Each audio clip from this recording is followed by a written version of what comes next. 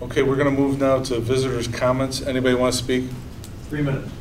I'm going Are to they time it right limited now. to 3 minutes? Wait, you got that clock? Where's I wrote that it thing? Wait, no, hold on, wait. I got my He's own. gonna, we're going to have that This is like the PC. WMAQ, I'm going to have to go to traffic in 3 minutes. All right, with respect to the not-for-profit conversation that was had earlier, I just want to refresh recollection that the barter there that takes place between society and these corporations is one where they enjoy benefits in exchange for achieving certain standards of reporting and disclosure and respecting corporate formalities. In turn, those organizations, and we're talking here, the distinction I think you were getting to about the difference between the wrestling club, RBHSEF, okay? What was the distinction originally? And I raised this because 5 years ago we started talking about this. It was the distinction between public fundraising and club activity.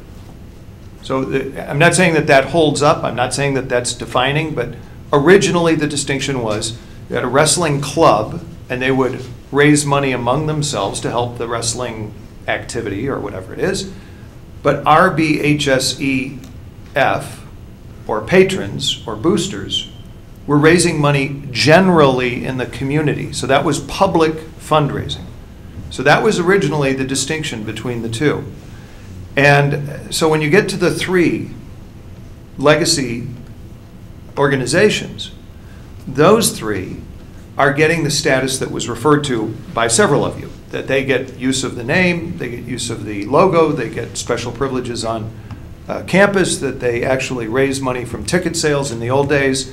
There was a series of benefits that were bestowed upon them in exchange for compliance and disclosure.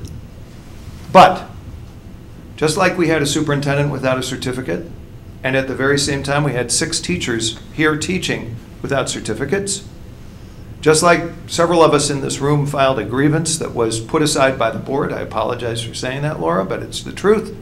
It was filed with the board, it was discussed in public meeting, and nothing was ever done with it.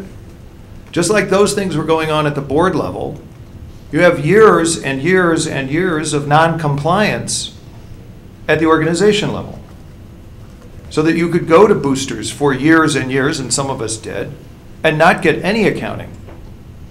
You could go to RBHSEF and be told that it's RBEF and still not get any accounting. And some of this non-disclosure was written in actual documents sent to the federal government. Quote, no organizational documents for review by the public. So there was a divergence on the side of the compliance mandate. Yet there was ongoing benefit provided by your predecessors to those organizations. So therein is the imbalance. Therein is where the organization was getting the benefit but not keeping up its part of the bargain. Now, relative to the filings, this is not onerous. It is not onerous, and I say this as a director and treasurer and governor of the City Club and all these other organizations. If you are making a filing to the Secretary of State, then today you can put that on your website with no onerous activity. If you're making a filing to the Attorney General, it goes onto the website, and there's nothing onerous about that. If you are filing with the Internal Revenue Service, that can be captured and put onto the website. Now, I haven't seen what Mike sent out tonight, and I don't know what the attorney is going to say. But I think the point here is not that anybody is suggesting the board manage these external corporations. What we're asking is, in view of the history of non-compliance and non-disclosure and non-adherence to the bargain, that you guys stand up for the community in terms of setting the standard. Now, where you end up setting it is up to you. But I wanted to alleviate some of the things that crept into the conversation. One final thing about the check register. As I think all of you know, there is the emerging standard with the 10,000 units of government in the state of Illinois is to put check registers on the web. So this is, here again, I haven't seen the actual language, but your check register is on the web. And in fact, your vouchers are now migrating to the web. And that's the way it should be.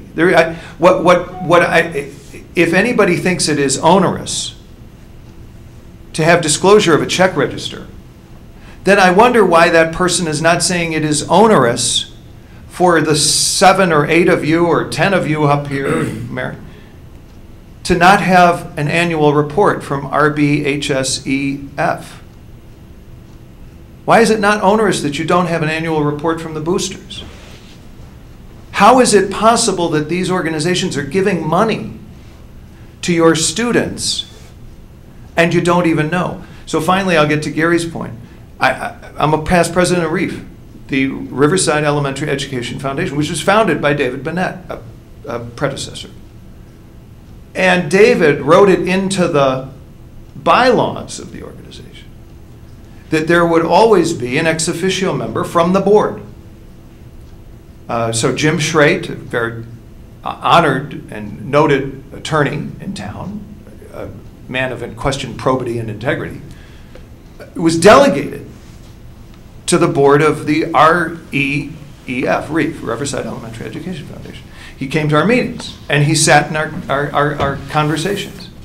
And he provided a vital link between the grant-making activity of REEF and the educational priorities of the board. So I'm not suggesting that you do that or that you not do that, but it's certainly an idea that has currency, and it's been done with a lot of other educational foundations. My 3 minutes are up. Okay. Anybody else want to speak? Thanks, Chris. All right. Do I have a motion? We're going to go in a closed session now, and we're going to go down to district conference office for that. Do I have a motion on? Sure. Hello? Resolved that the Board of Education, Township High School District 2A, Cook County, Illinois, enters closed session for the purpose of considering appointment, employment, or dismissal of employees, collective bargaining issues, and litigation. Have a second? Second. Second by Mike Welch. Marianne? Ms. Ruska? Yes. Dr. King? Yes. Mr. Malone? Yes. Yes. Mr. Welch? Yes. Mr. Yes. Yes. All right, it is right now 10:31. Can we get there on there by 20 to 11? 10:40?